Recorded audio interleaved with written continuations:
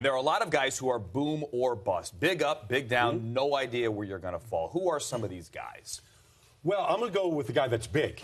All right, now whether he's a big bust, I don't know. But when I watch Andrus Peat at Stanford, big man, big lower body. I mean, a lot of football being played up there at Stanford. But I just think he's a guy that's been a left tackle. I don't know that he can play left tackle. I don't know if he has the feet for it. So then you go, okay, can he play on the right side? Can he play inside? How do we get value for him when you draft him? That's kind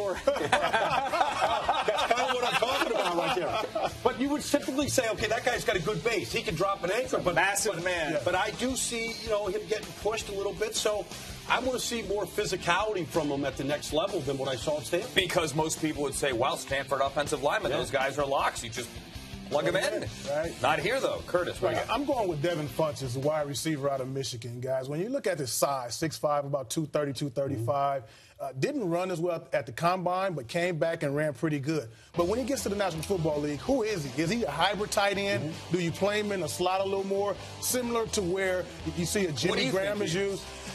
I don't know. I think right now I would have him gain another 10 pounds and put him in the middle because that's where you have the mismatches. You have the linebackers and the safety. And he came back and he ran high, 4'4", they say 4'5", low. Put him in there, let him gain about 10 more pounds and have him line up against linebackers and safeties, and then you have a mismatch. Out there on the island, maybe a few jump balls, but from the 20-yard line to the end zone, I don't know, but I think he would be best fit inside. See, both of those guys you mentioned here are guys where we're not sure where they're going to play. What about you? Well, I'm glad Curtis said a wide receiver because I didn't want to feel guilty for throwing out a wide receiver with my wide receiver right here because it is the ultimate boomer bust position. And Dorial Green-Beckham, we saw him in the video there, guys. To me, he is the ultimate boomer bust guy in this draft class. All the physical ability in the world. Everybody knows about that. Just watch him against Kentucky. Watch him climb the ladder and see the plays he makes in that football game. You have no questions about him. But there's the off-the-field stuff. Didn't even play it all last year. Did the transfer. Decided to come out anyways. That, to me, is boomer bust. You look at guys that have athletic ability, no production. That's one classification. Then you look at guys that have athletic ability but have some off-field concerns, and that's Dorial Green-Beckham. All right. You got that one? Give me another one. Give me two. I'll give you Danielle Hunter. Speaking of no production, he's the other side of the coin here. Out of LSU, pass rusher, unbelievable tester, freak athlete, came out early.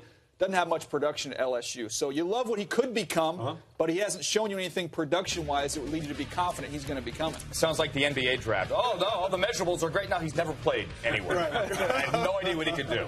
How about you, Kurt? But for me, it's where do you play these guys? And another guy for me is Shaq Thompson out of the University of Washington. He played a little linebacker at Washington, but some are saying he may be a better safety at 6'1", 220, 230. He wants to play linebacker. And DJ, we just talked about it. Running back. We all like him at running back, and he wants to play linebacker. I remember at Pac-12, me and Rick Neuheisel was talking, and Rick said, man, this guy can show run the rock. We talked to Sarkisian. Sark said the same thing.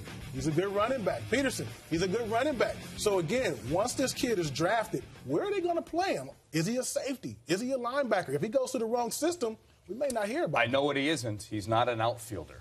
We know that. We don't know. He may be. No, what about you, I'll wrap this up here. I just think Jordan Phillips at Oklahoma, he's a pure nose tackle. He's a zero technique, lined up from me to you on the center just about every play. They took him off the field at Oklahoma on passing situations. I don't know if he has pass rush to him. We didn't see it. So we see a nose tackle. What else can he be? Can he be a two technique? Can he play a defensive tackle? I think just as a pure nose tackle, okay, you could draft him there. People are giving him sort of first-round talent, bottom of the first round. Sometimes he looks a little disinterested to me. I don't know what that motor runs like. It's hot and cold. And so, I think it's a question that a lot of people have about him right now. You guys are never disinterested, for the record. No. No, not at all. By the way, real quick, the boomer bust round is the second round. That's where people take those types of players because you miss on a first rounder, you get yourself fired. You miss on a second rounder, go get him next year, champ. All right, in other words, wait till Friday at the draft, and then the fun stuff starts. Thanks.